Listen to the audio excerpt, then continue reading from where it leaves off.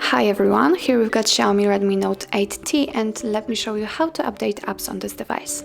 So actually all you have to do is simply open your Play Store and let's tap on this 3 bars icon.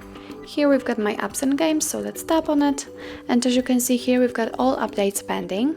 If you want, we can update all of that apps at once. Simply tap on update all, but if you do not want to do this and if you want to update only one of it, then simply click on update right next to the app you want to update, for example Gmail. Let's click on update. And as you can see, it immediately appears on the very top of the list, and after downloading the updates it will be successfully installed. So that's all. This is how to update apps in your Xiaomi Redmi Note 8T. Thank you so much for watching. If you find that this video was helpful, please hit the subscribe button and leave the thumbs up.